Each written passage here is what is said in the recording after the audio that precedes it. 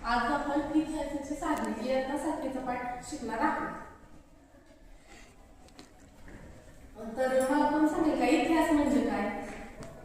घडून गेलेल्या गोष्टींचा ज्या विषयामध्ये आढावा घेतला जातो इतिहास. हा बरोबर. म्हणजे बघा, भूतकाळातील मानवाच्या जीवनाचा अभ्यास म्हणजे इतिहास. म्हणजे भूतकाळामध्ये ज्या गोष्टी घडून गेल्या त्याचा आपण अभ्यास करायचा म्हणजे इतिहास. मानवाने केलेल्या कार्याची माहिती इतिहासातून मिळते.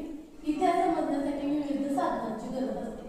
आता आपण इतिहास समजून घेतो, तो इतिहास समजण्यासाठी साधने म्हणजे वेगवेगळ्या प्रकारची साधने असतात. तर त्या साधनांची आपल्याला गरज असते. तर त्या साधनांचा आता आपण अभ्यास करणार आहोत. तर इतिहासाची साधने म्हणजे काय? मॅडम सांगू की इतिहासाची साधने म्हणजे काय? कादंबऱ्या लिहिलेल्या असतील किंवा शिळा सापडलेल्या असतील.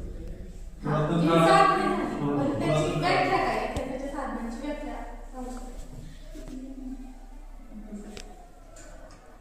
भूतकाळाबद्दल माहिती देणाऱ्या गोष्टींना इतिहासाची साधने असं म्हणतात. हा बरोबर. या साधनांच्या मदतीने इतिहास लिहिला जातो. म्हणजे जे इतिहासात घडलेल्या गोष्टी वेगवेगळ्या प्रकारच्या साधनांच्या मदतीने आपण इतिहास लिहितो.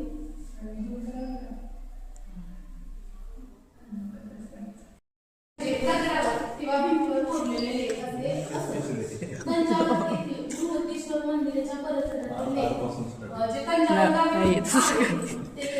तसं काही नाही.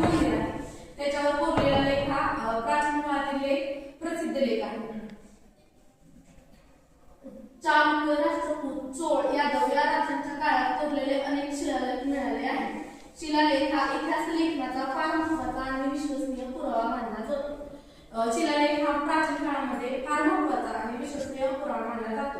म्हणजे प्राचीन काळातील घडलेल्या घटना, लोक त्या काळात घडलेल्या घटना शिलालेखावरती कोरून ठेवत. म्हणजे ती घटना आता आपल्याला उपयोगी पडते ना.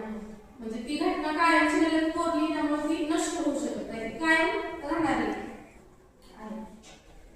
तर आता आपण मूर्तीबद्दल माहिती घेऊ.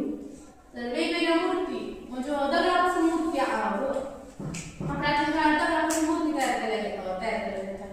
तर एखादी मूर्ती माहिती आहे का दगडापासून बनवणं तुम्हाला तुमच्या परिचयात? अशोक स्तंभ.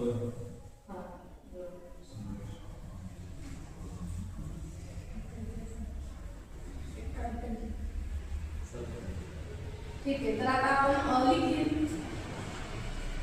शिलालेख पडला.